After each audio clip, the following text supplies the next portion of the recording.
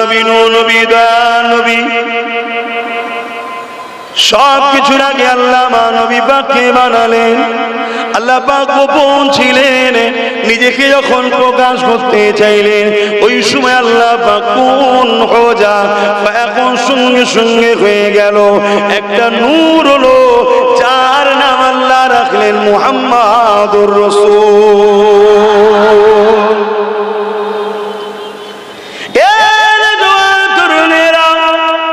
আল্লাহ নবী তখন ছিলেন যখন ঈসা আলাইহিস সালাম করে জিবরাইল ছিল না, ইসরাফিল মিকাইল কোন ফেরেশতা ছিল না, আদম নবীকে আল্লাহ তখনও বানায়নি, ঈসা নবী কোন নবীকে আল্লাহ বানায়নি, তখন আল্লাহ পাকের কাছে মুহাম্মদ রাসূলুল্লাহ নবী ছিলেন। লৌহে মাহফুজে কোরআন রয়েছে, ওই কোরআনের হুবহু রমজান মাসে আল্লাহ পাক আমাদের জন্য কোরআন নাজিল করেছে। ওই লৌহে মাহফুজে কোরআনে যে লেখা রয়েছে সূরা ইয়াসিন, এই ইয়াসিন নামটা হলো আমার রাসূলুল্লাহ। অর্থাৎ আল্লাহ আমার নবীকে ডেকে বলতে লেগেছে ইয়াসিন ওয়াল কুরআনিল হাকীম, হে আমার ইয়াসিন, পবিত্র বিজ্ঞানময় কোরআনের কসম করে বলছি। অর্থাৎ আমার নবী আল্লাহ পাকের কুদরতি কাছে তখন হাজির ছিলেন। আরো জোরে বলো, সবার আগে বানিয়ে সবার শেষে পাঠাবার পিছনে কারণ রয়েছে, কেননা ভিআইপি যে হয় সে তো সবার শেষে আসে, আগে সবাইকে পরিদর্শন করে, আগে সবাইকে মঞ্চ ঠিক করে, আগে সবাইকে স্টেজ মেম্বার ঠিক করে, আগে সবাই এসে এলাকা পরিদর্শন করে, আগে সবাই এসে মেসেজটা জানিয়ে দেয় তোমরা সাবধান হয়ে যাও, যিনি আসতে লেগেছে তিনি এত বড় ভিআইপি। এইভাবে আগে প্রচার হতে লাগে। আমার আল্লাহ পাকের বন্ধু আসবে, দোনোজানে সুলতান আসবে। আল্লাহ পাক আদম নবী থেকে নিয়ে ঈসা নবীর সবার দ্বারা দুনিয়াতে মেসেজ দিয়েছে। ইব্রাহিম নবীকে দিয়ে মক্কা জমিনে ঘর বানিয়েছে, ওই জায়গাতে আবাদ তৈরি করেছে, কেননা পৃথিবীর মেন জায়গা হলো মক্কা, পৃথিবীর বীজখানটা আমার নবী পাক আসবে। মক্কা হলো পৃথিবীর রাজধানী, আসার আগে সব প্রস্তুত আল্লাহ তৈরি করছে, আমার বন্ধুর জন্য সব তৈরি করছে। আমার নবী পাক আসার আগে ঈসা আলাইহিস সালামকে আল্লাহ পাঠালে, ঈসা নবী এসে দুনিয়ার মানুষকে জানিয়ে দিল, এ দুনিয়ার মানুষেরা আমার পরে একজন আসছে, জিনাকে না বানালে আমি ঈসা রূহুল্লাহ আল্লাহ বানাতো না। এ যুবকেরা আরেকটু উদাহরণ দিয়ে বলি, কেউ যদি মসজিদে গিয়ে বলে ইমাম সাহেব চাঁদ উঠেছে ঘোষণা করে দেন কালকে ঈদের নামাজ হবে, ইমাম জিজ্ঞাসা করবে বাবা তুমি কি দেখেছো, সে বলবে না শুনেছি, ইমাম আর একটু অপেক্ষা করবে। কেউ যদি একজন সোনাওয়ালা আসে, আরো দুজন এসে বলল ইমাম সাহেব ঘোষণা করে দেন কালকে ঈদের নামাজ হবে, ইমাম আবার জিজ্ঞাসা করবে আপনারা কি দেখেছে, না আমরা শুনেছি। আবার একদল এলো, ও ইমাম সাহেব ঘোষণা করে দেন কালকে ঈদের নামাজ হবে, চাঁদ আমরা শুনতে চাঁদ উঠেছে। ইমাম সাহেব জিজ্ঞাসা করতে লাগলো আপনারা শুনেছেন না দেখেছে, তারা বলবে শুনেছি। ইমাম কিন্তু এখনো ইন্তজারে আছে।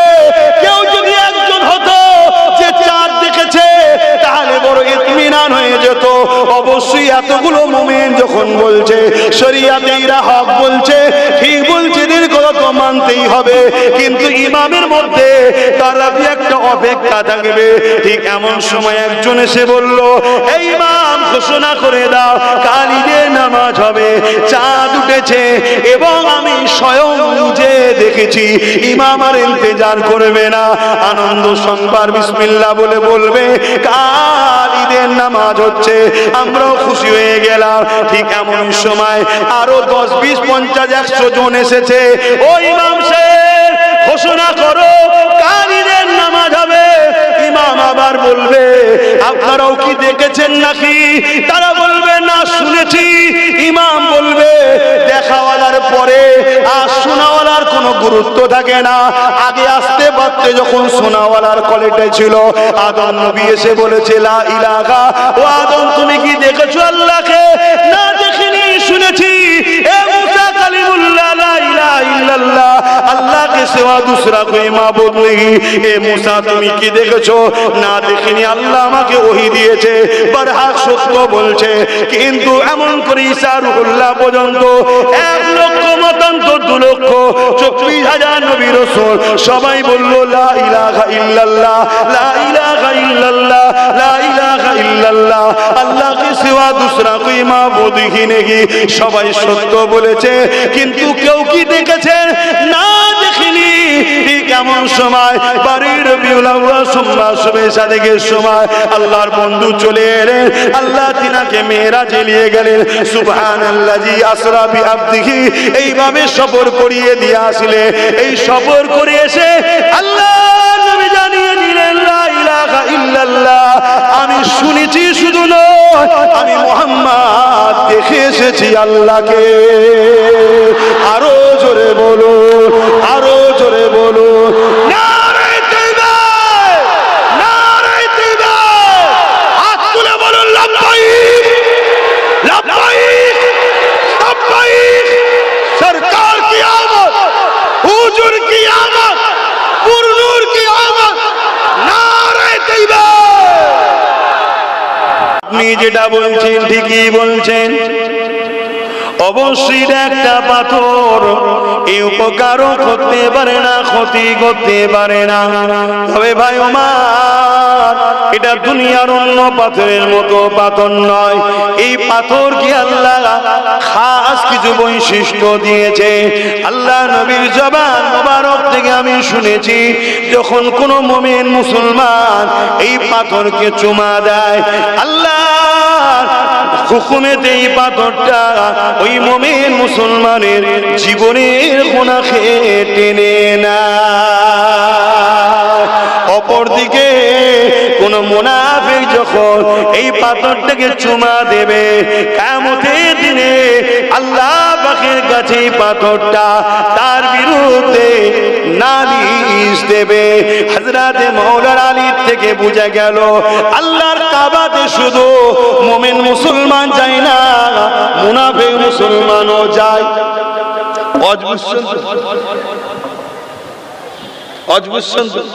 তাহলে মুমিন মুসলমান চুমা দিলে গুনাহ মাফ হবে, আর মুনাফিক মুসলমান চুমা দিলে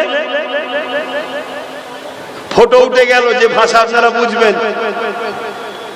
বুঝতে পারছেন তো নাকি? আরে পাসপোর্টে কি বোঝা যায় নাকি কে মুমিন কে মুনাফিক? এই বলবেন তো, মক্কায় এমন কোন মেশিন আছে নাকি সরকার দেখে বলবে এটা ইমানদার এটা বেঈমান? নামের মুসলমান, মুখে দাড়ি, মাথায় টুপি, জুব্বা, দেখলে মনে হবে বড় আল্লামা, আছে না? তার ভেতরে কি আছে সেটা তো ধরার লাইন নেই।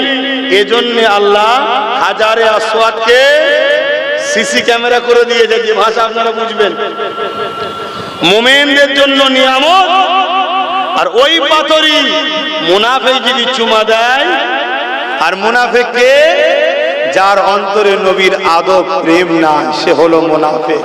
মুমিনকে যে মসজিদে ঢোকার সময়, মসজিদে ঢোকার দোয়া পাওয়ার আগে তার বিশ্বাস আমার নবীকে সালাম দিতে হবে, তাই আসসালাতু আসসালামু আলাইকা রাসূলুল্লাহ, তারপরে বলে আল্লাহুম্মা ইফতাহ লি আবওয়াব রাহমাতিক। মুমিনকে যে বিশ্বাস করে আমার জানের থেকে কাছে আমার রাসূল রয়েছে, জোরে বলুন সুবহানাল্লাহ। আল্লাহ নবী জানিয়ে দিলেন মুমিনকে, লা ইউমিনু আহাদুকুম হাত্তা আকুনা হাব্বা ইলাইহি মিন ওয়ালিদিহি ওয়া ওয়ালাদিহি ওয়ান নাসি আজমাইন। অপর হাদিস শরীফ, লা ইউমিনু আহাদুকুম হাত্তা ইয়াকুনা আল্লাহু রাসূলুহু আহাব্বা ইলাইহি মিম্মা সিওয়াহুমা।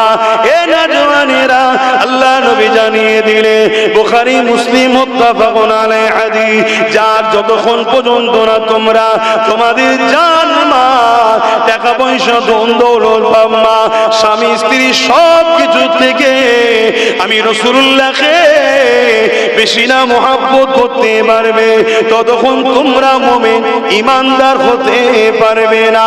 তাহলে ইমানদার ওই ব্যক্তিটা যার কাছে ধন দৌলত আগে নয়, নবী আগে, যার কাছে বাপ মা আগে নয়, নবী আগে, যার কাছে নিজের জানটাও আগে নয়, যার কাছে আল্লাহ নবী নবী আগে।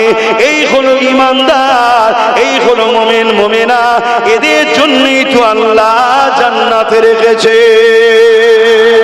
আরো জোরে বলুন সুবহান।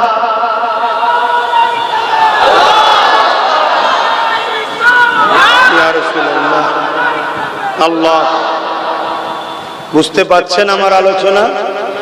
খুব ভালোভাবে বুঝলেন। কেন আজ পৃথিবীতে একটাই ষড়যন্ত্র চলছে, যেমন করে আমাদের ঘরে মুহাম্মদ রাসূল থেকে দূরে সরিয়ে দাও, মুহাম্মদ রাসূল থেকে দূরে সরিয়ে দাও। তাই কেউ রাসূলে পাক সাল্লাল্লাহু আলাইহি ওয়াসাল্লামে মিলাদ উপলক্ষ করে মাহফিলকে বিরোধী করে, সে তার কবরে জবাব দেবে। কেউ আবার এই মিলাদকে কেন্দ্র করে ইসলাম বিরোধী কর্মকাণ্ড করলে অবশ্যই তাকেও জবাব দিতে হবে। তবে আহলে সুন্নাত ওয়াল জামাতের আকীদা, সাহাবা হুজুরদের আকীদা, এই যুবকের আল্লাহ নবীর সাহাবী হযরত আবু বকর সিদ্দিক রাদিয়াল্লাহু তাআলা বলতে লেগেছে, আন আবি বকর সিদ্দিক এমন করে তিনি বলতে লেগেছে, ক্বালা মাওলুদুন নবী সাল্লাল্লাহু আলাইহি ওয়াসাল্লাম, এ যুবকেরা, ক্বালা আবু বকর সিদ্দিক মান আনফাকা দিরহামান আলা কিরাতি মাওলুদুন নবী সাল্লাল্লাহু আলাইহি ওয়াসাল্লাম কানা রাফিকি ফিল জান্নাহ। এ দুনিয়া মানুষেরা, আমার নবীর মাওলুদ উপলক্ষ করে কেউ যদি মাহফিল বানায়, ওই মাহফিলে 1 দিরহাম যদি খরচ করে, আমি আবু বকর জানিয়ে দিলাম, কানা রাফিকি ফিল জান্নাহ, সে আমি আবু বকর আমার জান্নাতি বন্ধু হবে। আরো জোরে বলুন সুবহান।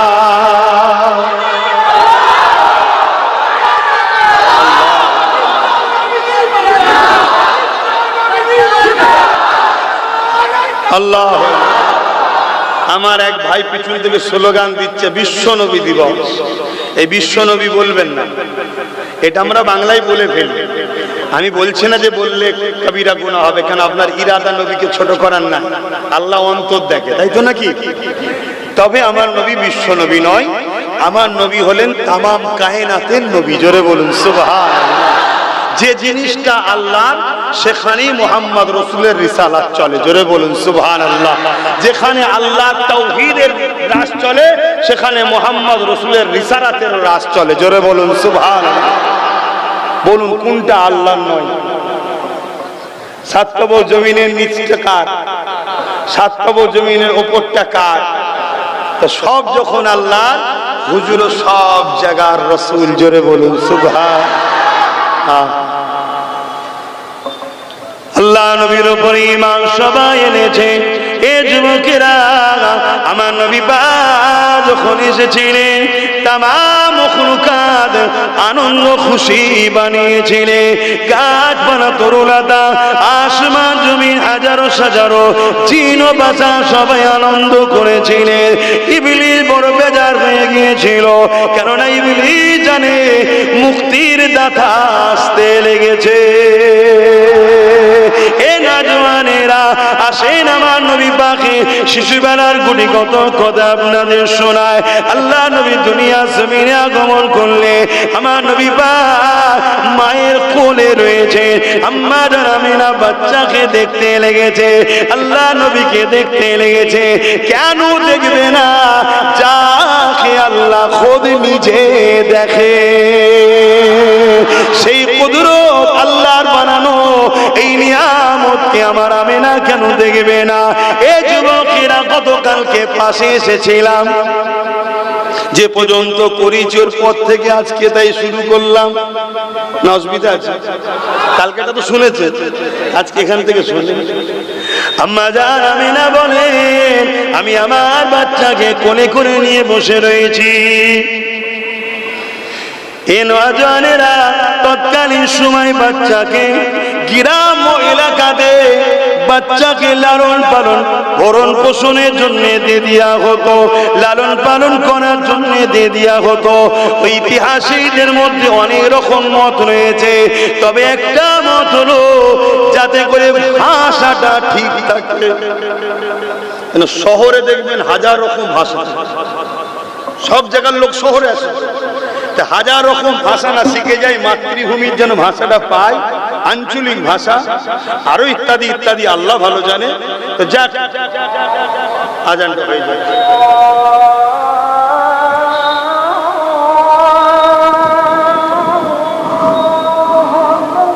আল্লাহু আকবার, আল্লাহু আকবার।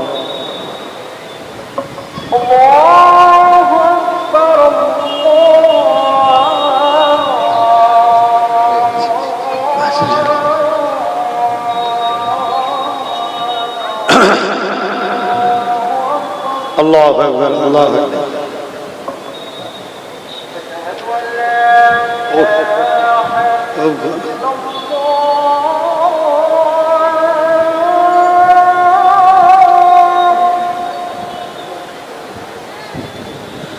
لا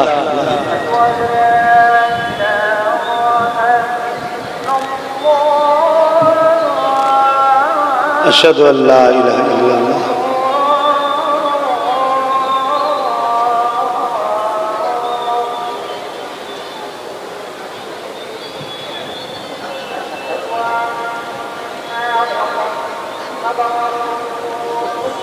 صلى الله عليه وسلم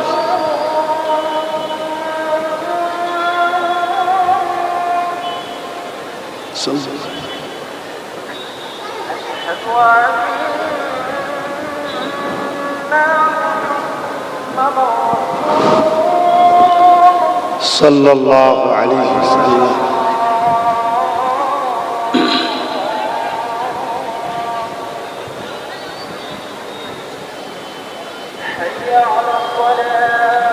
لا حول ولا قوة إلا بالله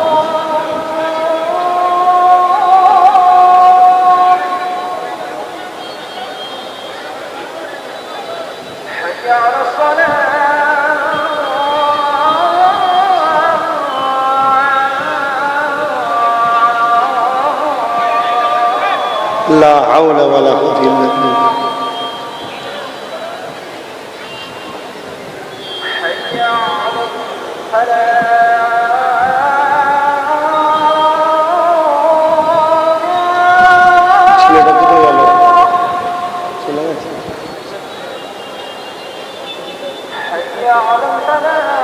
لا حول ولا قوة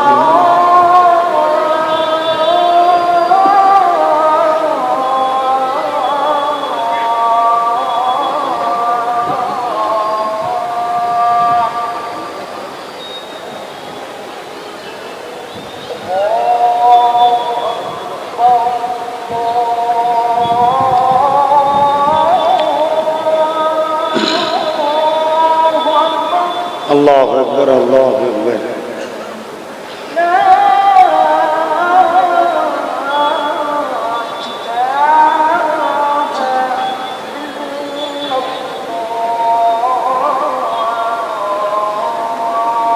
اللهم رب هذه الدعوة التامة الصلاة القائمة محمد وسيلة الفضيلة درجة رسول مقام وارزقنا الصفين لا تفلح لا إله إلا الله محمد। আজানের পরে হাত তুলে এই দোয়া যে পড়বে, আল্লাহ নবী বলছেন আমি তাকে শাফাআত করব। জোরে বলুন সুবহান।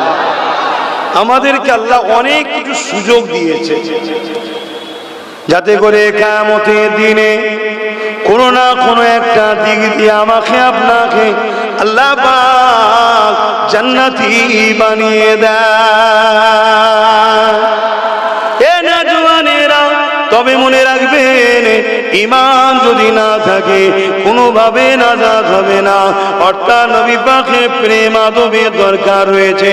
কারো ঘরে যদি সন্তান হয়, ওই সন্তানের সঙ্গে যার যা সম্পর্ক রয়েছে, সে দাদা দাদি হতে পারে, নানা নানি হতে পারে, ভাই বোন হতে পারে, ফুপু ফুপা হতে পারে, খালা খালু হতে পারে, চাচা চাচি হতে পারে, যার যা সঙ্গে ওই বাচ্চা সম্পর্ক রয়েছে তারাই বড় খুশি আনন্দ হয় না হয় না বলে? কিন্তু যার সঙ্গে বাচ্চা সম্পর্ক নাই তারা খুশি হওয়ার প্রশ্নই নাই। তা বাড়ির রবিউল আউয়ালে দোনোজানে সুলতান হযরত আব্দুল্লাহ হুজুরের ঘরে আম্মা আমিনা হুজুরের কোলে আমার নবী পাক এসেছিলেন। পুরো কায়নাতের মধ্যে তারাই খুশি হয়েছিল যাদের সঙ্গে আমার নবীর সম্পর্ক রয়েছে। তাই সেই খুশি আনন্দ আল্লাহ পাকের শুকরিয়া আমরা প্রতি বছরে বানিয়ে থাকি। এই যুবকেরা, তরুণেরা, বাপেরা, কারণ আল্লাহ পাক এই খুশি আনন্দ বেশি বেশি করে বানাতে বলেছে। কুল বিফাদিলিল্লাহি ওয়া বিরহমাতিহি ফাবিযালিকা ফালইফরাহু। এ দুনিয়া মানুষেরা, আমার রহমত পেয়ে, আমার নিয়ামত পেয়ে তোমরা বড় খুশি বানাও। আমার ফজল পেয়ে, আমার রহমত পেয়ে ফাবিযালিকা ফালইফরাহু, তোমরা খুব আনন্দ করো, খুব খুশি বানাও। হ্যাঁ, তবে সেই আনন্দ শরীয়তের বাইরে যেন না হয়। তাই আমরা মেহনতের পয়সা দিয়ে একটা মাহফিল অনুষ্ঠিত করি। ওই মাহফিলে উলামারা আসে, আমার নবী পাকের শিশুবেলার কথা শোনায়। আমরা বসে বসে আল্লাহু আকবার বলি, সুবহানাল্লাহ বলি, দরুদ শরীফ পড়ি। যে কোনো অবশ্যই আমাদের জন্য প্রতিটা অক্ষরে অক্ষরে আল্লাহ পাক নেকি দিয়ে থাকে। এজন্য করি আমরা বলতামই না, সাহাবা হুজুরাও করেছে। সবচেয়ে বড় কথা হলো আমার নবী খোদ নিজের মিলাদ বানিয়েছে। জোরে বলুন সুবহানাল্লাহ। পৃথিবীতে কার মজাল আছে ঈদে মিলাদুন নবীকে নিষেধ করবে? আমার নবী খোদ নিজে বানিয়েছে। 40 বছর বয়স নবী নবুয়াতে এলানের পরে বকরি জবাই করে খানা করে সাহাবাদেরকে খাইয়েছে নবী মিলাদের খুশিতে। জোরে বলুন সুবহানাল্লাহ। পুরো উম্মতের জন্য নবী এই কাজ করে দিয়ে সুন্নাত করে দিয়ে গেছে। জোরে বলুন সুবহানাল্লাহ। কথা কিছু বুঝছেন? অতএব সেই মিলাদুন নবী করবে, বসবে, এটা বড় নিয়ামতের ব্যাপার, বড় মাকামের ব্যাপার। হযরত ওমর ফারুক রাদিয়াল্লাহু তাআলা আনহু বলল, যারা আমার নবীর মিলাদের আলোচনা করলো তারা যেন দ্বীন ইসলামকে জিন্দা করলো। জোরে বলুন সুবহানাল্লাহ। নবীর মিলাদ না হলে তো দ্বীনই হতো, নবীর মিলাদ না হলে তো কোরআন পেতাম না, নবীর মিলাদ না হলে তো নামাজ পেতাম না, নবীর মিলাদ না হলে তো কাবা কিবলাও হতো না। সবটা তো হুজুরকে নিয়ে মিলাদ। বুঝতে পারছেন তো বাংলা কথা? আগমন কেন্দ্রিক সময়। বাংলায় জন্ম বলে, বাচ্চাদের জন্ম হলে কি দেয়? জন্ম সার্টিফিকেট দেয়। তো আরবে বাচ্চা জন্ম হলে সেই জন্ম সার্টিফিকেট উপরে মিলাদ লেখা থাকে। কথা কিছু বুঝাস? অর্থাৎ আমার নবী জন্ম, এ কথা আমি বলছি না এই জন্যে, কেন জন্ম বলতে আমরা সাধারণ মানুষ কি বুঝি? তার অস্তিত্ব শুরু সেই থেকে। কিন্তু আমার নবীর অস্তিত্ব তো 12 রবিউল আউয়াল থেকে শুরু হয়। কি গো, তার আগে আমার নবী ছিল না? ছিল না? আল্লাহ নবী, নবী, দয়ার নবী, সব কিছুর আগে আল্লাহ নবী পাককে বানালেন। আল্লাহ পাক গোপন ছিলেন, নিজেকে যখন প্রকাশ করতে চাইলেন ওই সময় আল্লাহ পাক কোন হজা এখন সঙ্গে সঙ্গে হয়ে গেল একটা নূর হলো, যার নাম আল্লাহ রাখলেন মুহাম্মাদুর রাসূল।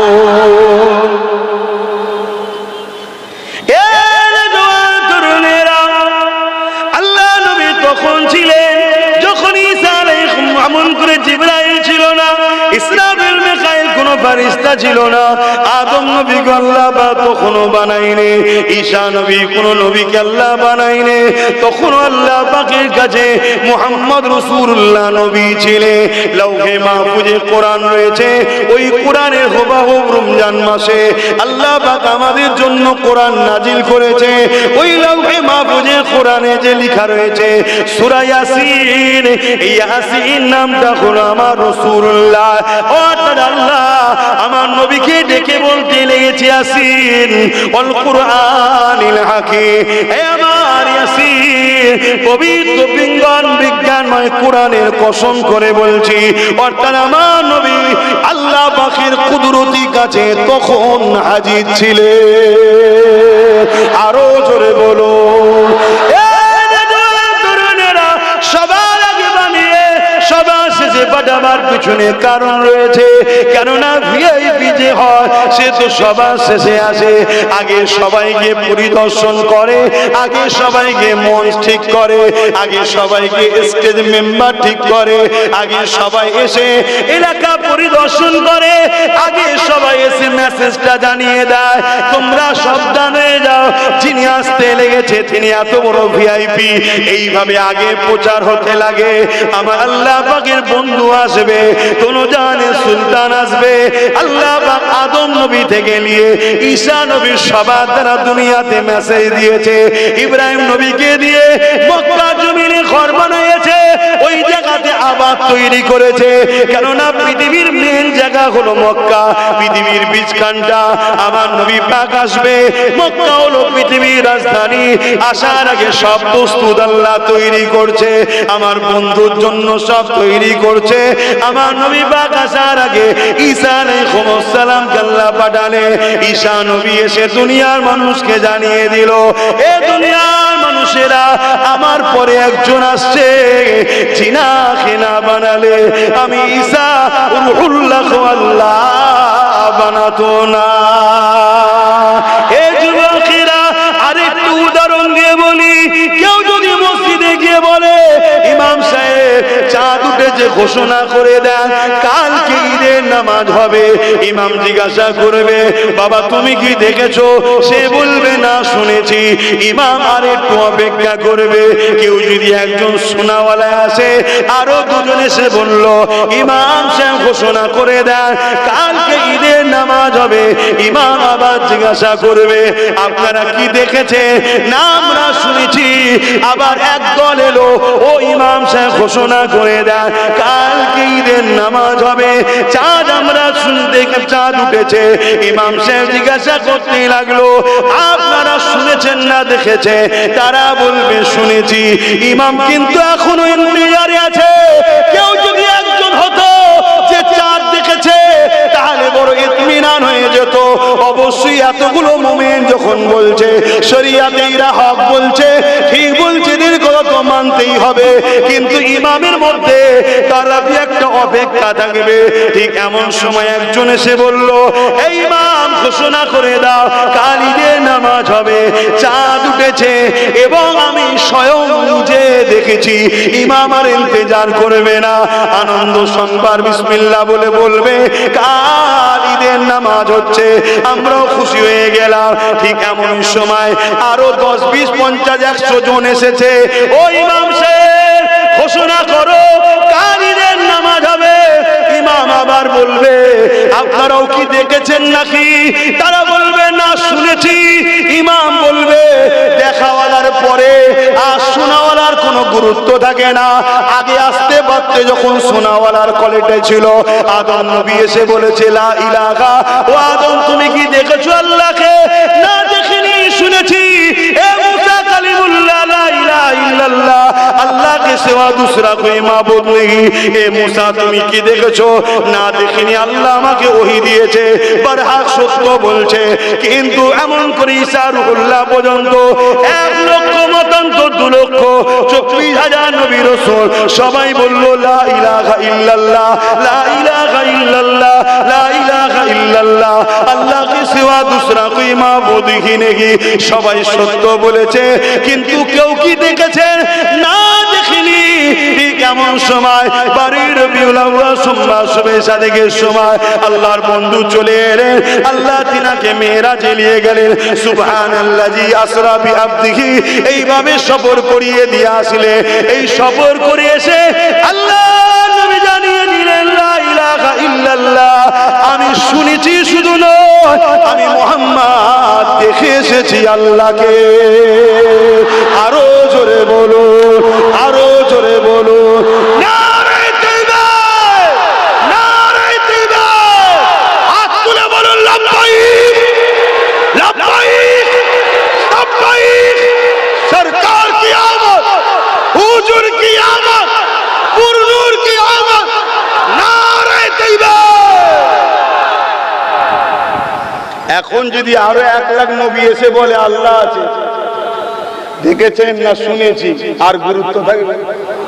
দেখাওয়ালা যখন চলে এসছে সোনাওয়ালার ভ্যালু থাকবে না।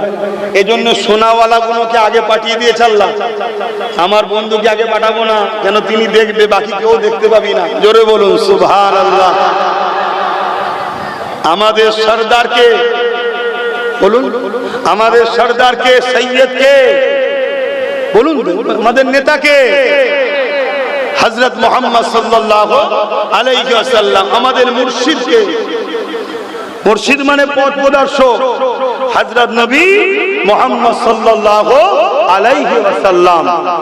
আসুন একটা স্লোগান দেব, আপনারা বলবেন ইয়া নবী ইয়া নবী, বুঝলেন? আমি বলবো সৈয়দি ও মুর্শিদি, তার মানে আমাদের সরদার, আমাদের পথ প্রদর্শক, আপনারা বলবেন ইয়া নবী ইয়া নবী, অর্থাৎ হুজুর আমাদের সরদার, হুজুরই আমাদের পথ প্রদর্শক।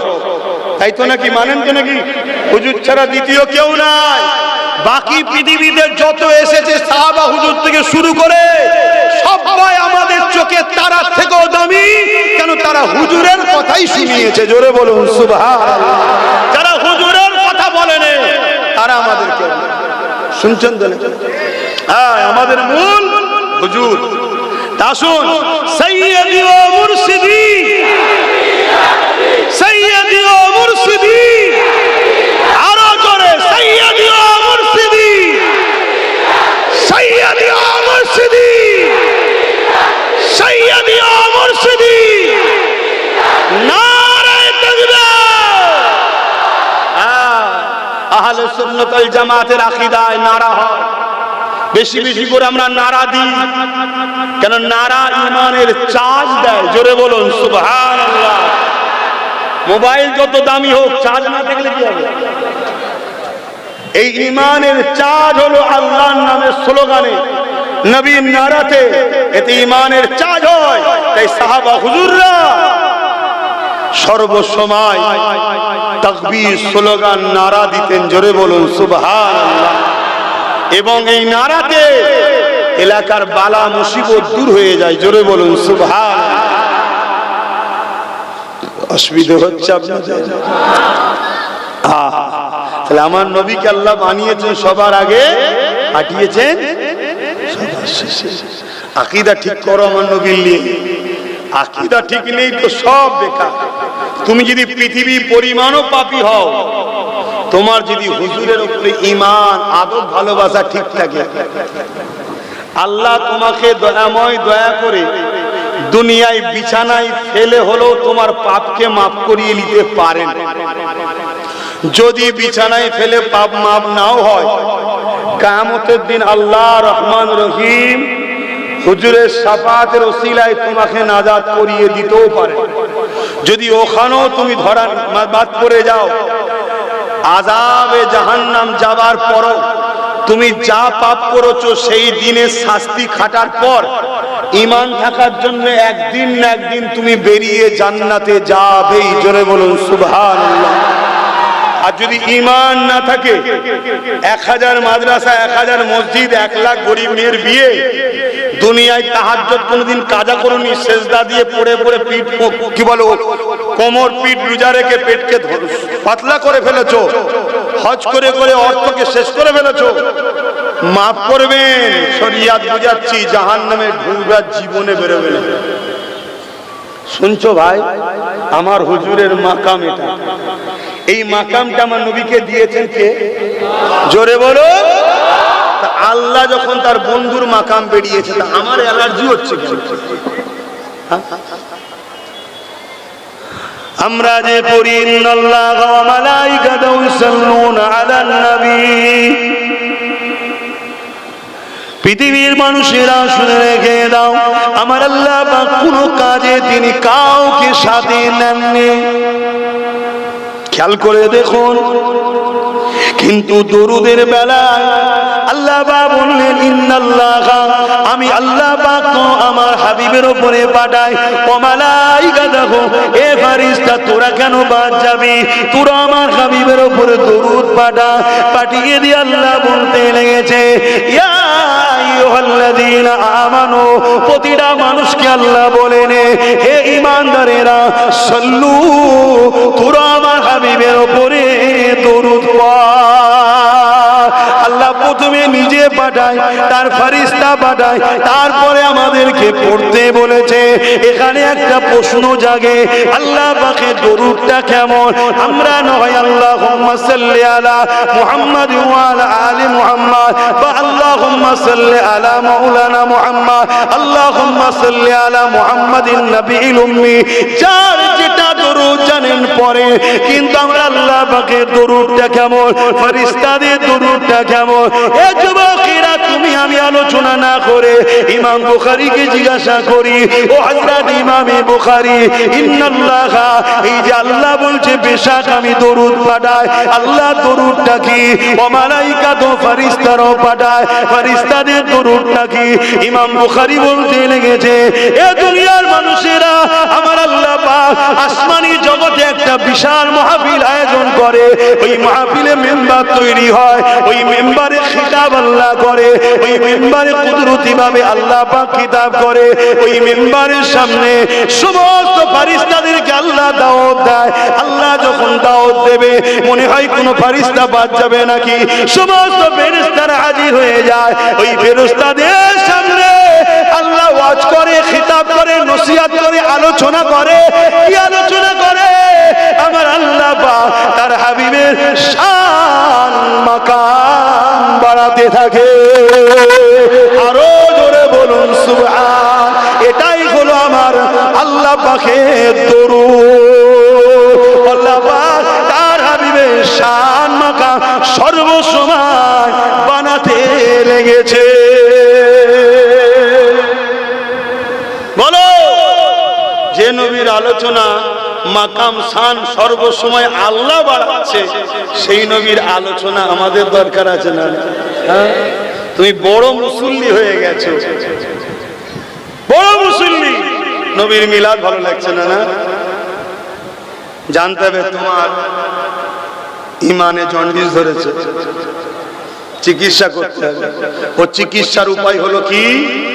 বেশি বেশি করে দরুদ সালাম, জোরে বলুন সুবহান। দেওবন্দি বলে একটা দল আছে, জানেন তো? তাদের একজন মুরব্বী, যিনার নাম হলো আশরাফ আলী থানভী সাহেব। অবশ্যই তিনি একজন বড় মাপের আলেম, এবং দেওবন্দি ভাইয়েরা তেনাকে খুব ভালোবাসেন, পছন্দ করেন। যেমন আমাদের মুজাদ্দেদ জামান, তেনার 5 আওলাদ বসিরহাট হুজুর, তাদেরও সিলসিলায় এটা আছে।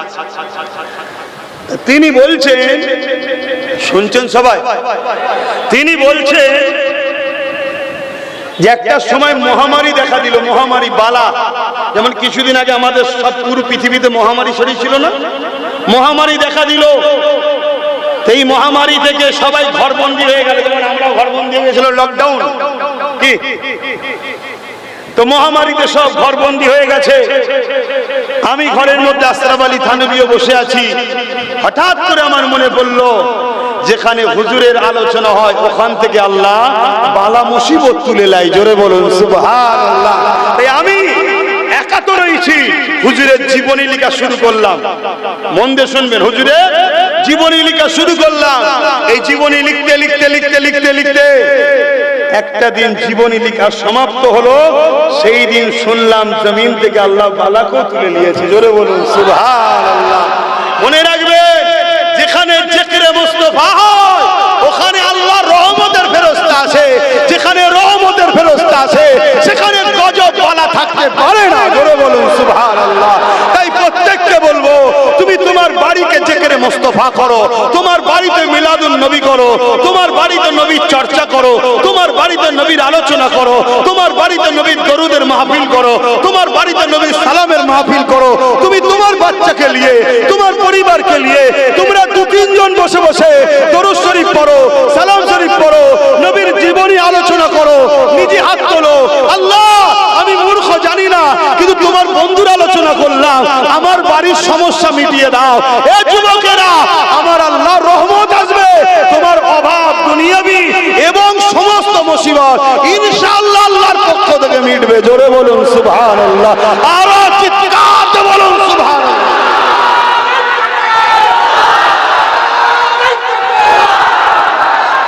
আমাদের গ্রামে, আমাদের এলাকায় মসজিদ বেড়েছে, মাদ্রাসা বেড়েছে, দল বেড়েছে, মুফতি বেড়েছে, মৌলানা বেড়েছে, হাফিজ বেড়েছে, বক্তা বেড়েছে, টুপি বেড়েছে, মুসল্লি বেড়েছে, বোরখা বেড়েছে, সব বেড়েছে।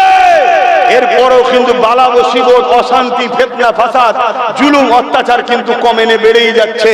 এর কারণ কি? এর একটাই কারণ, আমাদের সব বেড়েছে কিন্তু আমিন আল্লাহর আলোচনা কমেছে, হুজুরের মহব্বত কমেছে, হুজুরের আদব কমেছে। এই হুজুর হলো রহমত, রহমত ছাড়া শান্তি হতে পারে না। তাই আমরা বলি, আল্লাহ তোমার রহমতে আমাকে কামিয়াবি দাও, তোমার রহমতে নাজাত দাও, তোমার রহমত দ্বারা আমায় সেবা দাও, তোমার রহমত দ্বারা ভালো করো। বলি না আল্লাহর রহমতটা কি? আল্লাহ সূরা আম্বিয়ার মধ্যে বলছে, ওমা আরসালনাকা ইল্লা রাহমাতাল লিল আলামিন, আমার রহমত হলো মুহাম্মদ রাসূলুল্লাহ। জোরে বলুন সুবহানাল্লাহ। তাই বদরের ময়দানে 313 জন ছিল, বিজয় লাভ করেছিল, কেন? রহমত সাথে ছিল। তাই তো রাসূল পাক সাল্লাল্লাহু আলাইহি ওয়াসাল্লামের সাহাবারা সর্ব জায়গায় অল্প সংখ্যকে কামিয়াবি হয়েছে, কেন? রহমত তো সাথে রয়েছে। আমরা রহমত ছেড়ে দিয়েছি, এই জন্য আজকে আমাদের দুর্দশা। তাই যুব সমাজকে বলবো, নামাজ পড়তে হবে, রোজা রাখতে হবে, হজ করতে হবে। তারপরও এতে যদি কিছু ত্রুটি বিচ্ছেদ হয়ে যায়, মাফের রাস্তা আছে। হুজুরকে নিয়ে সামান্য পরিমাণ গুস্তাখি হলে একটাই ফতোয়া, বেঈমান কাফের হয়ে যাবে। এই হুজুরকে পিয়ার করো, হুজুরকে আদব করো, হুজুরকে মহব্বত করো, হুজুরের জন্য জান কুরবান করো, নবী নবী করো, নিরিবিলি নির্জনে মুহাম্মদ রাসূলকে মিস করো, নবীকে ইয়াদ করো। হুজুর গোলাম তোমার জন্য আছে। বলা বলুন সুবহানাল্লাহ, বলা বলুন সুবহানাল্লাহ। লব্বাইক লব্বাইক লব্বাইক লব্বাইক সাইয়্যিদি ওয়া মুরশিদি, সাইয়্যিদি ওয়া মুরশিদি, নারায়ে তাকবীর। ঈমান ঠিক করো যুবক। আজ আমাদের সব থাকার বড়, আজ আমরা মার খাচ্ছি এই কারণে, আমাদের কাছ থেকে বড় প্ল্যান করে ছদ্মবেশী মুনাফিক মুসলমানরা হুজুরকে বার করে দিচ্ছে। হুজুর নেই আমাদের কাছে। বলো, খুব ভেবে চিন্তে দেখো, সব জায়গায় ভুল হলে কবিরা গুনাহ হয় বা সগীরা গুনাহ হয়, আর হুজুরের বেলায় ভুল হলে কবিরা গুনাহ সগীরা গুনাহ নয়, ঈমান চলে যায়। কিছু বুঝতে পারছে না? এই কথা বুঝতে না, হুজুরকে মহব্বত করো।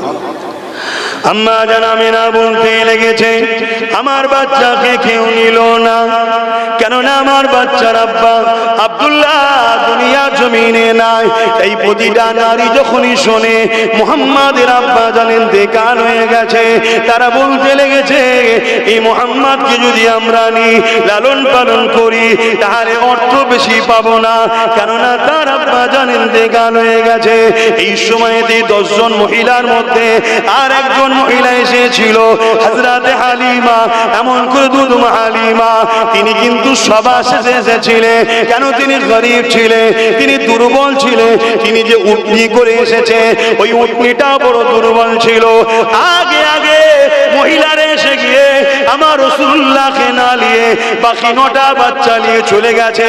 ওই সময় মক্কায় 9টার পর 10টা সন্তান হয়েছিল।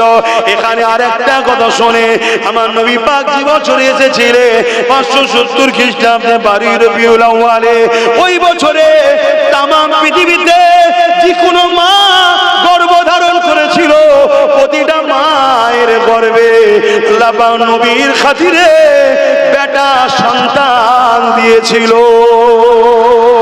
এই যুবকেরা, তরুণেরা, আম্মা জান আমিনা বলতে লেগেছে, আমি বাচ্চা গেলে বসে রয়ে গেলাম। আরে আমার মোহাম্মদ রসুলের আব্বা জান ইন্তেকাল হয়ে গেছে বলে আমার বাচ্চাকে কেউ নিতে চাইছে না, মনে বড় দুঃখ হতে লেগেছে। ঠিক এমন সময় হালিমা চলে এলো, মক্কায় খোঁজ নিয়ে দেখলো কোনো বাড়িতে আর বাচ্চা নাই, একটাই বাচ্চা আছে, নাম তার মোহাম্মদ, বাপ না ইন্তেকাল হয়ে গেছে। এই কথাটা শুনে তিনার স্বামী বলতে লাগলে, খালিয়াতে ফিরে যাওয়ার থেকে এই মোহাম্মদকে আমরা নিয়ে নি, হতে পারে এর বরকতেই অভাব দূর হয়ে যাবে। আম্মা হালিমা বলতে লাগলে, আমি আমিনার ইজাজত নিয়ে তার ঘরের মধ্যে ঢুকতে লাগলাম। আমি ঢুকে অবাক হয়ে গেলাম, আমিনার কোলে সন্তান তো নয়, আমি অবাক হয়ে গেলাম, একটা নূর শোয়ানো রয়েছে। আর আমিনার মুখের দিকে তাকিয়ে তাকিয়ে মুচকে মুচকে আসতে লেগেছে। যে আমি ভেতরে প্রবেশ করলাম, সঙ্গে সঙ্গে ওই মুহাম্মদ আমিনার মুখের দিক থেকে ঘুরিয়ে নিয়ে নজরটা আমার দিকে একটা চেয়ে মুচকে এসেছিল। আমার দিলের মধ্যে একটা কাইফিয়াত হলো, আমার মনের মধ্যে একটা সূচনা হলো, একটা ভাবনা তৈরি হলো, যেন বাচ্চাই হাসির মধ্যে বলে দিতে লেগেছে, এ হালিমা রে, চিন্তা করিস না, আমার আব্বা জান নেই তো কি হয়েছে, কুল কায়নাতের মালিক আল্লাহ আমায় বানিয়েছে, তুই আমায় তুলে নে, আমি তোর নসিবকে চমকে দেবো। আরো জোরে বলুন সুবহানাল্লাহ। সেই নবীর উম্মত আমাদের তো গর্ব হওয়া, কিন্তু আজ আমরা মুসলমান হয়ে সেই নবীর বিরুদ্ধে ইখতিলাফ করছি, আমরা ইখতিলাফ তৈরি করেছি সমাজ। এটা চলবে না, ওটা চলবে না, এটা হবে না, ওটা হবে না, লজ্জা। হুজুরের বিরুদ্ধে কথা হচ্ছে। আসেন আমার নবীকে চেনেন, একটাই কথা, একটাই কথা, আসেন আমার নবীকে চেনেন। যে নবী চিনেছে সিদ্দিক আকবর হয়েছে, যে নবী চেনে আবু জেহেল হয়েছে, যে নবী চিনেছে উমর ফারুক হয়েছে, যে নবী চিনেছে রাইসুল মুনাফিক আব্দুল্লাহ ইবনে উবাই হয়েছে, যে নবী চিনেছে সে উসমান গানি হয়েছে, যে নবী চিনে নেজুল খুয়াইসরা তামিমি হয়েছে, যে নবী চিনেছে সে মওলা আলী শেরে খোদা হয়েছে। জোরে বলুন, আরো জোরে বলবেন না? হ্যাঁ, আমার নবীকে চেনেন, আমার নবী হলো মূল। আপনি দেখুন না, কোরআন পাকে একটা সূরা আছে, সূরাটাকে আমরা চিনি সূরা ইখলাস বলি, তাই তো জানেন নাকি? সূরা ইখলাস। ওই সূরার আরেকটা নাম আছে সূরা তাওহীদ। কি নাম? সূরা তাওহীদ। তার মানে আল্লাহর একত্ববাদের সংজ্ঞা দিচ্ছে ওই সূরাটা। আল্লাহকে মক্কার মুশরিকরা জিজ্ঞেস করেছিল, আমার নবী বলছেন লা ইলাহা ইল্লাল্লাহ, মক্কার মুশরিকরা জিজ্ঞেস করছে মুহাম্মদ সাল্লাল্লাহু আলাইহি ওয়াসাল্লাম আল্লাহ কে? আমার নবীকে জিজ্ঞেস করছে আল্লাহ কে? মানে তারা তো ভুলে গেছে আল্লাহকে, জাহিলিয়াতের দিকে চলে গেছে। তখন এই সূরাটা আল্লাহ নাজিল করছে, আল্লাহ নিজের ডিফিনিশন, নিজের সংজ্ঞা, নিজের পরিচয় আল্লাহকে এটা জানাবে। শুনছেন? অসুবিধা হচ্ছে? সূরাটা শুরু করছে কিভাবে? আল্লাহ কুল হুয়াল্লাহু আহাদ, এখানটাই বুঝুন। আচ্ছা, পুরো সূরাটা বলে দিচ্ছি। আল্লাহুস সামাদ লাম ইয়ালিদ ওয়া লাম ইউলাদ ওয়া লাম ইয়াকুল লাহু কুফুয়ান আহাদ। এটা হলো পুরো। এবার আমি একটু মানেটা বলি। কুল হুয়াল্লাহু আহাদ, হাবিব আপনি বলে দিন আল্লাহ তিনি যিনি এক। আল্লাহুস সামাদ, আল্লাহ তিনি যিনি কারো মুখাপেক্ষী নয়। লাম ইয়ালিদ ওয়া লাম ইউলাদ, যিনি কারো থেকে সৃষ্টি নয়, পয়দা নয়, তিনার থেকেও কেউ পয়দা নয়, অর্থাৎ আল্লাহর বাবা মা নাই, আল্লাহর স্ত্রী সন্তানও নয়। শুনছেন? ওয়া লাম ইয়াকুল লাহু কুফুয়ান আহাদ, তিনি এক, অদ্বিতীয়, তিনার সমকক্ষ কেউ নেই। জোরে বলুন সুবহানাল্লাহ। এটা হলো আল্লাহর সংজ্ঞা। তাহলে আল্লাহ হতে গেলে এই সূরার সঙ্গে মিলতে হবে। কথা শুনছেন তো নাকি? কারো সঙ্গে মিলবে? আল্লাহ ছাড়া। বাপ আদম আলাইহিস সালামের বাপ মা নেই, কিন্তু স্ত্রী সন্তান আছে তো। লামি আলিদ ওয়া লাম ইউলাদ ধরা পড়ে যাচ্ছে। ঈসা আলাইহিস সালামের বাপ নেই, কিন্তু আম্মা আছেন তো। ওটা মাথায় ঢুকছে কেন? অন্যান্য নবীর উম্মতেরা অনেকে ঈসা নবীকে খোদার বেটা বা খোদা বলেছে। নাউজুবিল্লাহ। ইসলামে বাড়াবাড়িও নিষেধ, কমানোও নিষেধ। তা আমি যেটা বুঝাতে চাইছি, মক্কার মুশরিকরা জিজ্ঞেস করছে যে আল্লাহ কে? তা আল্লাহ পাক তো আয়াত নাযিল করতে পারতেন, হুয়াল্লাহু আহাদ, আল্লাহ তিনি যিনি এক, আল্লাহুস সামাদ, লাম ইয়ালিদ ওয়া লাম ইউলাদ ওয়া লাম ইয়াকুল লাহু কুফুয়ান আহাদ। এই হুয়াল্লাহু আহাদ থেকে তো শুরু করতে পারতেন, কিন্তু আল্লাহ তা না করে কি করছে? কুল হুয়াল্লাহু আহাদ, কুল বলো কাবলাম কুল, হাবিব আপনি বলুন। ভাই আপনাদের বুঝতে পারছেন তো নাকি? জি সব আমরা বুঝতে পারছি না। দুই ভাই দুটো ঘটনা বলতে শুনে অসুবিধা হচ্ছে, একটু জানতে হবে তো, জানতে হবে তো। এখানে ইমানের লড়াই, ইমান বাঁচাবার লড়াই। জমি জায়গা চলে গেলে সামান্য লস, চোখ চলে গেলে সামান্য লস, পা চলে গেলে সামান্য লস, হাত চলে গেলে সামান্য লস, হাতটাকে জানটাও যদি চলে যায় তাও সামান্য লস, কিন্তু ইমান চলে গেলে কিছু বুঝছেন তো নাকি? না কাদা পানিতে ঢুকে পড়েছেন আর বেরোতে পারছেন না?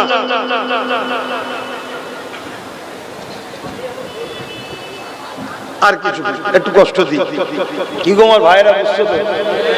আমি জানি তোমাদের লেবাসে অনেক ভুল আছে, কিন্তু সুন্দর লেবাস দিয়ে গুস্তাখে নবী হওয়ার থেকে লেবাসে ভুল থাকার পরও যদি নবী প্রেমিক হয় এ ব্যক্তি অনেক ভালো। শুনছেন তো নাকি?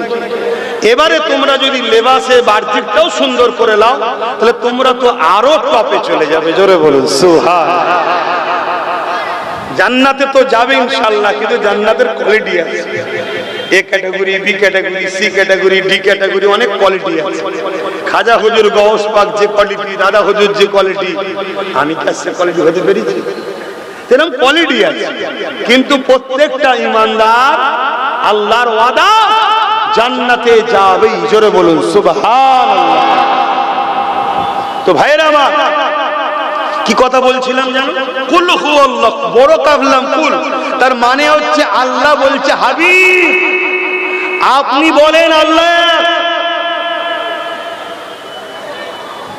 অর্থাৎ মুহাম্মদ সাল্লাল্লাহু আলাইহি সাল্লাম আপনার মুখ থেকে প্রচার হবে আল্লাহ এক, আর আপনার প্রচারে আল্লাহ এক থেকে যে মানবে সে হলো তাওহীদবাদী। আপনাকে বাদ দিয়ে যে আল্লাহ এক মানবে সে তাওহীদবাদী নয়। আমি আপনার দ্বারা প্রচার করতে চাই, এটা আমার কুদরতি ইচ্ছা। আপনি আমার বন্ধু, আপনি বলুন কুল হুয়াল্লাহু আহাদ, আল্লাহ এক, এটা আপনি বলুন। আমার আল্লাহ তাওহীদের প্রচার শুরু করছে রিসালাতকে দিয়ে। জোরে বলুন সুবহানাল্লাহ। তাওহীদের প্রচার করছে মুহাম্মদ রাসূলকে দিয়ে। জোরে বলুন সুবহানাল্লাহ। বড় কাবলাম কুল, অবশ্যই আল্লাহর কথা, অবশ্যই কোরআনের কথা, কিন্তু এটা আল্লাহর সাথে নয়, এটা নবীর সাথে। অর্থাৎ কুলটা নবী আপনি বলুন, এটা নবীর জন্য, এটা রিসালাত হুয়াল্লাহু আহাদ থেকে শুরু হলো তাওহীদ। তো তাওহীদের সংজ্ঞা দিচ্ছে রিসালাত দ্বারা। রিসালাতকে বাদ দেয় রে আল্লাহ জানাচ্ছে, আরে দুনিয়া वालों, मैं रब होके मेरे रिसालात मेरे हबीब को नहीं छोड़ा, हबीब को नहीं छोड़ा, तू बंदा होके मेरे हबीब को छोड़ के डायरेक्ट मेरे पास आना चाहता है। लानत है तुझ पर, लानत है तुझ पर। मैं रब होके मेरे हबीब को नहीं छोड़ा, तू बंदा होके मेरे हबीब को क्यों छोड़ रहे हैं? जो मेरे हबीब के साथ, मैं रब उसी के साथ। बोलिए सुभान अल्लाह, और ऊंचा बोलिए सुभान अल्लाह।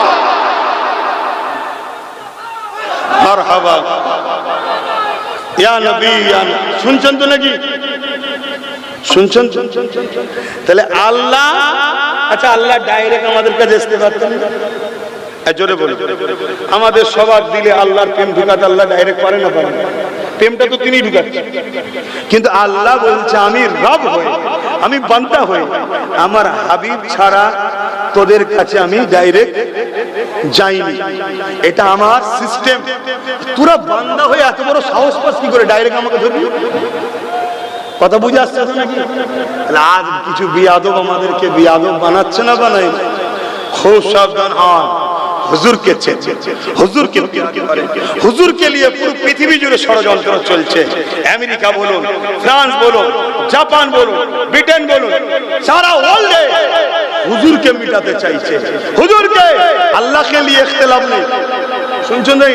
হুজুরকে নিয়ে আমাদেরও উচিত হবে আহলে সুন্নাত ওয়াল জামাতের আকীদা এবং কোরআনের স্টাইল হলো, তাই প্রতিটা জায়গায় বেশি বেশি করে হুজুরের আলোচনা করো। হুজুরের আলোচনা যত করবে, মূলত হুজুরকে যিনি বানিয়েছে তিনারই শান প্রচার হবে। জোরে বলুন সুবহানাল্লাহ, আরো জোরে বলুন। পৃথিবীর কোন নেতা পেয়েছে সূর্যকে? জোরে বলেন। কত এসেছে, কত গেছে, কত আছে, কত যাবে, কত আসবে, পৃথিবীর কেউ পেরেছে সূর্যকে তুলতে?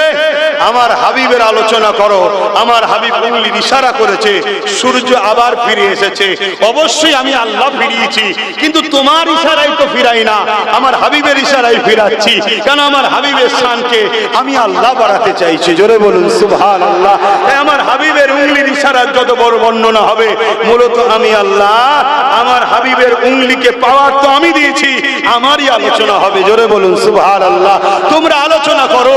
আমার নবী চাঁদের থেকে ইশারা করেছে, চাঁদ দুটুকরো হয়ে গেছে। আরে দুটুকরো অবশ্যই আমার হুকুমে হয়েছে, কিন্তু তোমরা সবাই মিলে এক জায়গায় হয়ে, চাঁদ তো দূরের কথা, একটা লাইটকে যদি বলে একটু সরে যা, তাও সরবে না। আর আমার বন্ধু ইশারা করতে দেরি, চাঁদ নিজেকে দুটুকরো করতে দেরি করে না। এই যে হাবিবের শান, এই যে হাবিবের মাকাম, আমি আল্লাহ চাই আমার হাবিবের শান মাকাম বুলন্দ করতে। তোরা খাটো করতে চাইছিস, তোরা মিটে যাবি। আমার হাবিবের শান আমি বাড়িয়েই যাব। জোরে বলুন সুবহানাল্লাহ, আরো জোরে বলুন সুবহানাল্লাহ। আল্লাহ কথা বুঝছেন তো নাকি? তাহলে বলুন, সেই রাসূলের মহব্বত আমাদের মধ্যে আনতে হবে না? পিয়ার মহব্বত। আর একটা কথা বলি, মনে পড়েছে, আমি ইরাকে গিয়েছিলাম। ইরাকে হযরত ইমামে গাজ্জালি হুজুরের মাজার আছে, নাম শুনেছেন? তাসাউফ জগতের পৃথিবীর বিখ্যাত বাদশা, সম্রাট, সুলতান।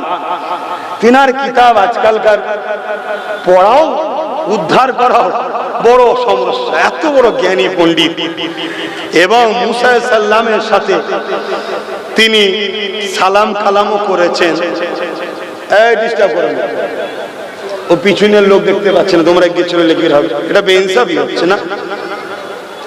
ইনসাফ, ইনসাফ না, না ইনসাফ করো। আগে থেকে বসে আছে ছোট ছোট বাচ্চা, এরকম করলে হয়? আমার পরে নামাজ হবে,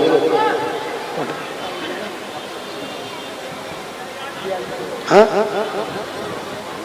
কটাই নামাজ? আমাকে বলুন কেন? বলো, তোমরা এরকম সব চুপচাপ মনে মনে কাজ করলে আমরা জানবো কি করে? বলো, তাই তো নাকি? তুমি তো আমায় বলবে সবকিছু, কখন নামাজ হবে, কখন জামাত হবে, কিছুই বললে না। এবার আমি কি খোদা নাকি নাউজুবিল্লাহ মিন জালিক জেনে যাব? এই কথা আমি কি ভুল বলছি? তোমাদের তো বলা দরকার। এখন 9:45 বাজতে যাচ্ছে, এইগুলো ভুল করো। এই হাওড়া জেলায় আমি গতকালকেও বললাম, তোমাদের সব ভালো, শুধু একটাই জিনিস খারাপ, তোমাদের আবেগকে কন্ট্রোল করতে পারছো না। আবেগকে কন্ট্রোল করো। আবেগ যদি কন্ট্রোল করতে পারো, তোমরা গেনার হয়ে যাবে। অন্য জায়গায় জলসা করি আমরা দেখেছি, অন্য জায়গার লোকেদেরও ঈমান আছে, জোশ আছে, জুনুন আছে, হুজুরের মহব্বত আছে, কিন্তু হাওড়া জেলায় অতি সত্য কথা, অনেক জোশ, অনেক জুনুন তাদের তোমাদের মধ্যে রয়েছে, অনেক সাহস, তোমরা দিনের জন্য এগিয়ে যাও, কিন্তু তোমাদের এই একটাই সমস্যা, তোমরা জোশ আনো হুঁশ হারিয়ে দিয়ে। তোমরা জলসা করছো সব ঠিক আছে, আমাকে তো শোনাতে হবে। তোমাদের খেয়ালই নেই যে হুজুরকে বলতে লাগবে। কথা কি কষ্ট লাগছে নাকি? এতে কি বলো তো, তোমাদেরকে কেউ দোষ দেবে না। সেই ঘুরিয়ে ফিরিয়ে যারা আমাদেরকে দেখতে পারে না, 2-5টা যা আছে, দেখেছো, খেয়ালই নেই, আরে আমি কি করে জানবো? কথা কি ভুল বললাম? এজন্য তোমাদেরকে এগুলো মাথায় রাখতে হয়, আমাদেরকে সবকিছু সজাগ করাতে হয়। হাজার কাজের মানুষ জানকে হাতে করে নিয়ে জুম্মার দিন নামাজ পড়ে কোন রকম ভাবে বেরিয়েছি, দেখছি যে ঘরে ব্যাগ আছে, পানি আছে, তালা মেরে দিয়ে তিনি, আমি অন্য মসজিদে নামাজ পড়েছি, সে অন্য মসজিদে নামাজ পড়ছে, তাকে খুঁজে খুঁজে ভিড়ে পাওয়া যাচ্ছে। কেন আজকে ছোট হুজুরের দরবার তো ঈদে মিলাদুন নবী প্রতি বছর হয়, জানেন তো নাকি? হ্যাঁ, বাংলায় ছিল কোথায়? হুজুর প্রতিষ্ঠিত প্রথম করেছে। আর এটাও শুনে রেখে দাও, মুজাদ্দেদ জামান দাদা হুজুর রহমাতুল্লাহ আলাইহির 2 খলিফা এই বাংলার মুখে সর্বপ্রথম রাসূলের মিলাদের মাসে জুলুস বার করেছিলেন। জোরে বলুন সুবহানাল্লাহ। তবে বর্তমান জুলুসের নামে আমার যুব সমাজ কিছু বুড়াই কাজ করছে, ডিজে বক্স লাগিয়ে, উজু ছাড়া, গালে গুট্টা খেয়ে এইরকম কোন রাস্তাতে হই হই করছে। এগুলো সম্পূর্ণভাবে নবীর দ্বীনের উপরে আঘাত দিচ্ছে। আমার ভয় হয় ঈমান চলে যেতে পারে। তুমি যদি হুজুরের সিস্টেম অনুযায়ী কোন মানুষের কষ্ট না দিয়ে নিজে উঁচু হালে পাক পবিত্র ভাবে বড় আদবের সাথে, মুরব্বীরাও থাকবে, লাইন দিয়ে যাবে, বড় মানুষের ডিস্টার্ব হবে না, সুন্দর সুন্দর হুজুরের যে মেসেজ চারিদিকে ছড়িয়ে দাও, দোনো জাহানের সুলতানের চিন্তাধারা দিকে দিকে ছড়িয়ে দাও। মিলাদুন নবীর মাহফিল, মাউলুদুন নবীর মাহফিল, ঈদ কি বলে, সরকার কি আমাদ, এইসব স্লোগান তোমরা দিলে এটা আলাদা কথা, কিন্তু সেটাকে রং টং ছড়িয়ে ডিজে বক্স বাজিয়ে যা হচ্ছে, এটা কোনোভাবে আহলে সুন্নাত ওয়াল জামাতের সাথে সম্পর্ক নয়, এটা নবী প্রেমিকদের কাজ নয়, এটা একটা ষড়যন্ত্র। কোনোভাবে যখন আমাদেরকে ঈদে মিলাদুন নবী বন্ধ করতে পারছে না, তখন তাদেরই ষড়যন্ত্র বাড়াবাড়ি করিয়ে যেমন করে হুজুর কেড়ে নেয়। যারা বাড়াবাড়ি করবে তাদের সঙ্গে নবী নাই, যারা কমাবে তাদের সঙ্গে নবী। ইসলামে বাড়ানোরও ইজাজত নাই, কমাবারও ইজাজত নাই। মনে থাকবে তো নাকি? তো যাক আমার ভাইয়েরা, এখন শোনাচ্ছে, আমি জানি না কেউ আমায় খারাপ নিল কি, নামাজের ব্যাপার আছে, তো যাক আমি সংক্ষেপ করছি। আপনারা এসেছেন অনেক কষ্ট করে, একটু সালাত ও সালাম হুজুরকে দিয়ে নি। আপনারা বসে দেন না দাঁড়িয়ে? দাঁড়িয়ে সালাম দিয়ে আদব, ইয়া নবী সালাম।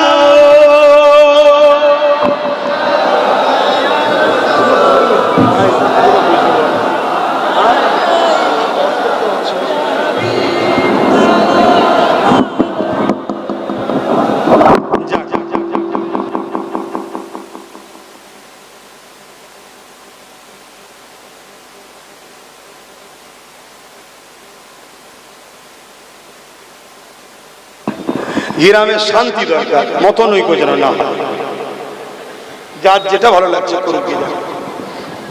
নিজেদের মধ্যে সাধারণ মানুষ, খেটে খাওয়া মানুষ, একসাথে উঠা পড়া মানুষ, নিজেদের মধ্যে অশান্তি ঝগড়া যেন না হয়, মিলে ঝুলে থাকবেন। আমার নবী ঐক্য একতার কথা বলেছে। তবে হ্যাঁ, যদি আমার হুজুরের শান মর্যাদার ব্যাপারে এসে যায়, সেখানে আর কোনো কথা চলে না। বাকি সব জায়গায় ঠিক আছে, বাপকে গাল দিয়েছে, মাকে গাল দিয়েছে, চলো কি করা যাবে, আল্লাহ তোকে হেদায়েত করুক, যা কি। কিন্তু হুজুরের ব্যাপারে এসে গেলে আর মাপ আর ছাড়াছাড়ির ব্যাপার নেই। কারণ ইমাম মালিক হুজুরকে একজন জিজ্ঞাসা করছে, কেউ যদি হুজুরের বিরোধী করে তা কি করা দরকার? ইমাম মালিক হুজুর বলছেন, তার বিরুদ্ধে সংগ্রাম প্রতিবাদ করো, লড়াই করো। হুজুর যদি লড়াই করতে না পারি, ইমাম মালিক হুজুর বলছে, তাহলে বেঁচে থেকে কি লাভ? কারণ এই জিন্দেগিটা তো আল্লাহ দিয়েছে হুজুরের গোলামি করার জন্য। সব নবীরাও এসেছে হুজুরের প্রচার করার জন্য। কথা কিছু বাকি ঢুকছে? তাহলে আমাদের হুজুরের প্রচারটা তো রাখতে হবে। আচ্ছা, আপনারা একটু পিছিয়ে যান না, মানুষগুলো দেখতে অসুবিধা হচ্ছে, একটু পিছিয়ে যান। আমরা দাঁড়িয়ে সালাম দিই কেন? এ নিয়েও আমাদের সমাজে মুসলিম ভাইদের মধ্যে একটা মতনৈক্য আছে না? না, আমি প্রথমেই বলে নিই, কেউ যদি বসে সালাম দেয়, তাদের বিরুদ্ধে আমরা কোনো ফতোয়া দিই না। শুনছেন, যে ও ভুল করেছে, ও বেঈমান হয়ে গেছে, ও কাফের হয়ে গেছে, আমরা কোনো ফতোয়া দিই না। কারণ এটা প্রেমের ব্যাপার, আদবের ব্যাপার। কে কিভাবে প্রেম করবে, ভুল করলো কি ঠিক করলো, যাকে প্রেম করছে তিনি আগে জবাব দেবে। ঠিক না? কিন্তু আমরা দাঁড়িয়ে দিই কেন? আমরা দাঁড়িয়ে দিই কয়েকটা কারণ। প্রথম কারণ হচ্ছে আল্লাহ কোরআনে বলছে সল্লু, তোমরা দরুদ পড়ো, বাস এতটুকু। তারপরে বলছে ওয়াসাল্লিমু, সালাম দাও। কিন্তু সালামের বেলায় আল্লাহ বলছে তাসলিমা, আদবের সাথে দিবার মতো করে সালাম দাও। জোরে বলুন সুবহানাল্লাহ। তাই আমরা আদবের সাথে দিই। দ্বিতীয় নম্বর কথা, আমার নবীর সাহাবা হুজুররা তিনারাও যখন নবী পাক সাল্লাল্লাহু আলাইহি ওয়াসাল্লামকে সালাম দিতেন দাঁড়িয়ে দাঁড়িয়ে সালাম দিতেন। জোরে বলুন সুবহানাল্লাহ। তিন নম্বর কথা, দরুদ পড়লে নেকি হয়। দরুদ পড়লে নেকি হয়। নেকি ফারিস্তারা লেখে, আমলনামায় লেখা হচ্ছে, কিন্তু সালাম দিলে হুজুর জবাব দেয়। জোরে বলুন সুবহানাল্লাহ। আমরা আদবওয়ালা উম্মত, হুজুরের সালামের জবাবটা বসে বসে লোবো, এই বিয়াদবিটা আমরা করতে চাই না। তাই দাঁড়িয়ে গিয়ে জবাবটা নিতে চাই। জোরে বলুন সুবহানাল্লাহ। এরপরও কেউ যদি মনে করে আমি বসে দিই, ভাই তোমার কাছে তোমারটা থাক, আমার কাছে আমারটা থাক। কি তুমি যদি আমায় ফতোয়া দাও ভুল করেছে, বেদাত হয়ে গেছে, মানুষ শিরক করে ফেলেছে, তাহলে তো আমারও ভাই একটু মন যাবে না কিছু কথা বলতে। কি গো? তাই বলবো আসুন নিজেদের মধ্যে মতনৈক্য না করে সঠিকটাকে জানি। নবীর উম্মত নবীকে সালাম দেবে আদবের সাথে। আসেন সকলে একটু দাঁড়িয়েছি, প্রাণ খুলে উচ্চ আওয়াজে সালাত ও সালাম দেব। যারা দূরে দূরে বাচ্চারা ছাতে আছে খেয়াল করবেন বাচ্চাদের যেন ধারে না আসে। ইয়া নবী সালাম, ইয়া রাসূল, ইয়া হাবিব সালাম।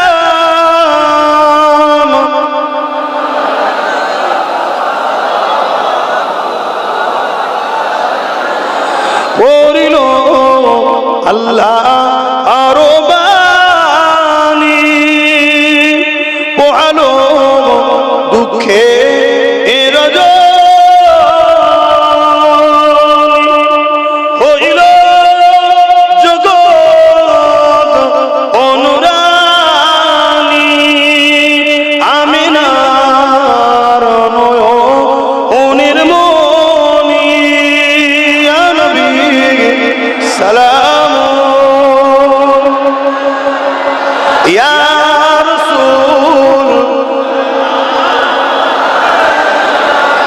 يا حبيبي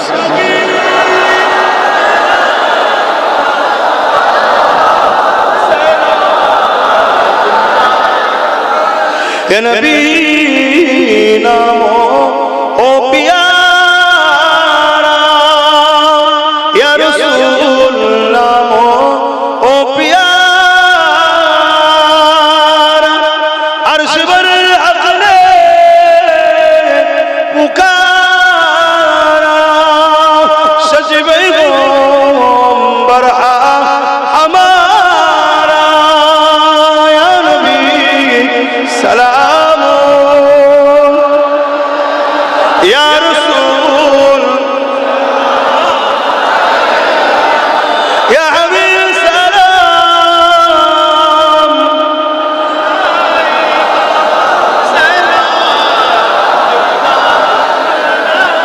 জিবরাইল দিলে ইজআত খুলে দাও আসমানের দুয়ার এসেছেন নবী ঈদের সরদার করে দে আল্লাহ আরো দিদার নবী সালাম ইয়া রাসূল ইয়া হাবিব সালাম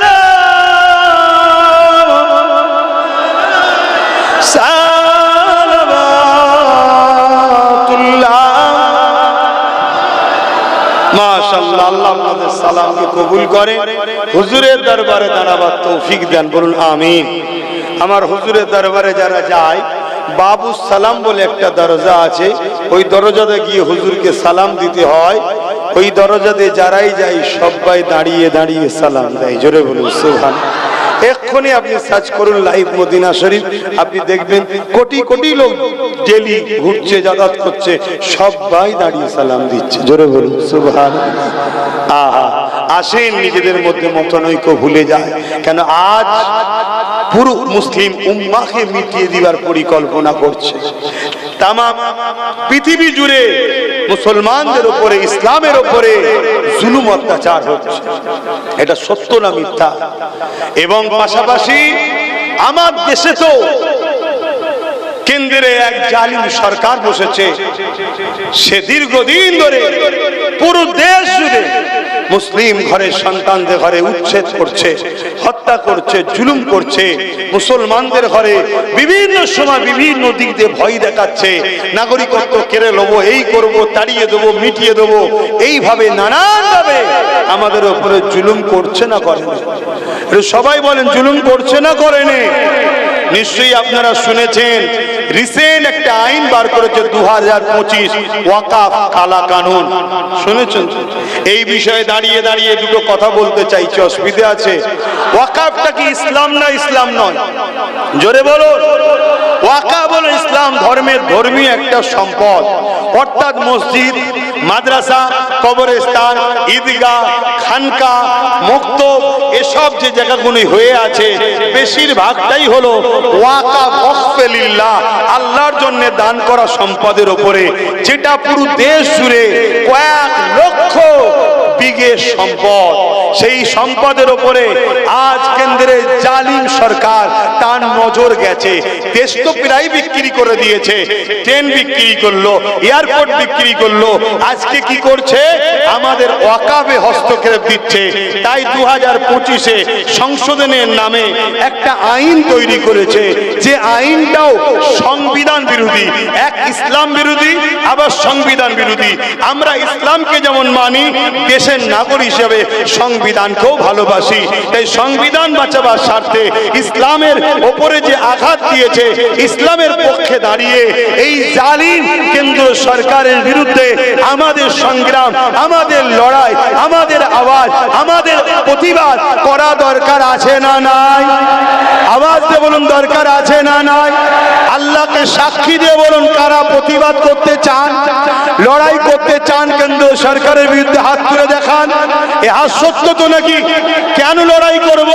তুমি রাজনীতি করতে গিয়ে রাজ ক্ষমতার জোরে হাত নামান, আমার মসজিদ মিটাতে চাইছো, আমার মাদ্রাসা মিটাতে চাইছো, আমার খানকা, আমার কবরস্থান, আমার ঈদগাহ মিটাতে চাইছো, যেখানে আমার দাদা দাদি পূর্বপুরুষ শুয়ে আছে, তুমি সেই জায়গাকে দখল করে নিয়ে বড় বড় শপিং মল তৈরি করে বারের আড্ডা করবে, পতিতালয় করবে, নাচ গানের জায়গা করবে, আমাদের পূর্বপুরুষদের জায়গার উপরে আমার খোদার ঘর আমরা যেখানে সেজদা দিই, সে জায়গাকে তুমি ভেঙে দিয়ে বড় বড় শপিং মল, সিনেমা হল করতে চাইছো।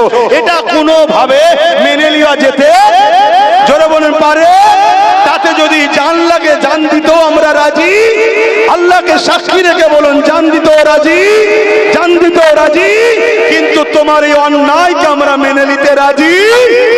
এই উপরে কায়েম মাকাম থাকতে হবে। এই কেন্দ্র জালিম সরকারকে আল্লাহ পতন দিক, ধ্বংস করে দিক, বলুন আল্লাহুম্মা আমিন। কিন্তু পাশাপাশি আরেকটা দুঃখের কথা বলি, লড়াই হচ্ছে কেন্দ্র সরকারের বিরুদ্ধে, কিন্তু দুঃখের সাথে বলতে হয় আমাদের উজানের বুকে ব্যথা হচ্ছে। এটা কি দুঃখজনক নয়? জোরে বলেন, দুঃখজনক নয়? তাহলে এদের দুজনের মধ্যে যে ভাই বোনের সম্পর্ক আজকে প্রমাণ হচ্ছে না, হয়নি?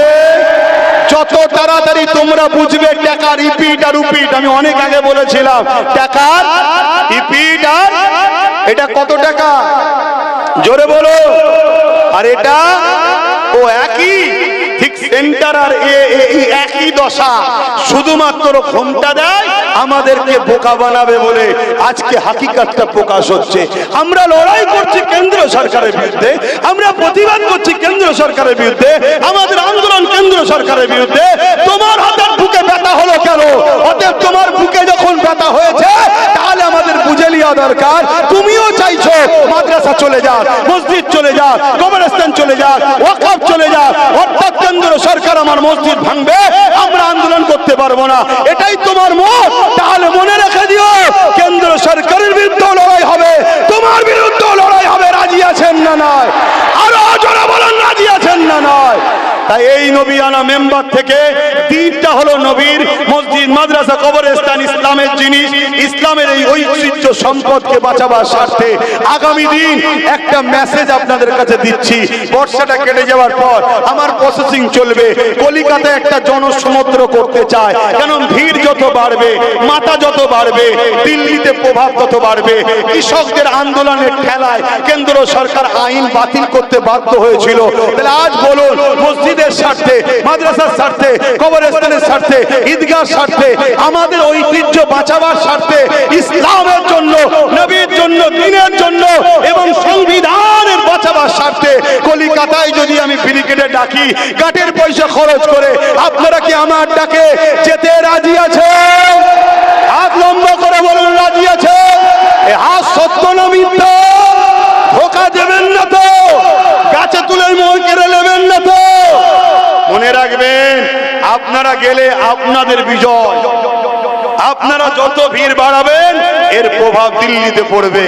5 লক্ষ লোক, 1 লক্ষ লোক আন্দোলন হবে, শুনছেন তো নাকি?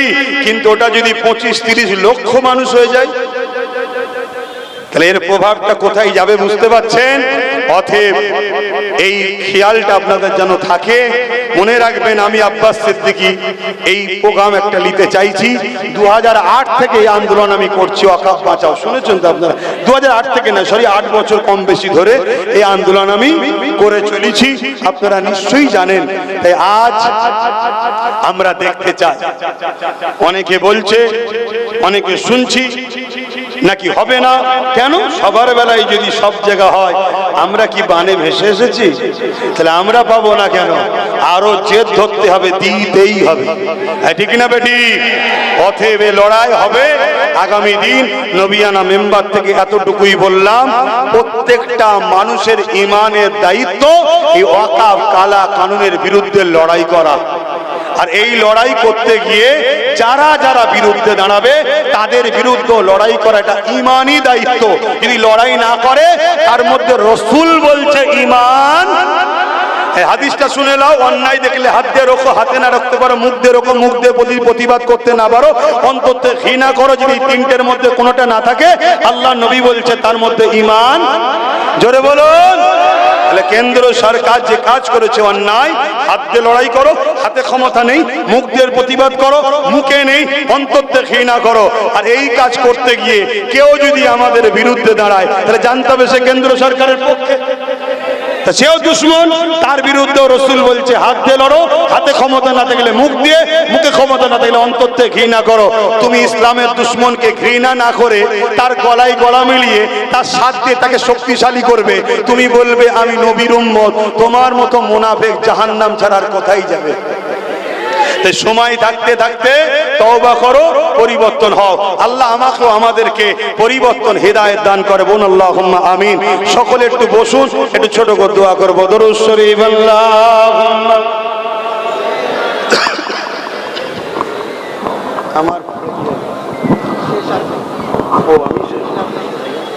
কালকে যে জলসা হলো না, কালকে একদিন অ্যাক্সিডেন্টে আমাদের ছেলে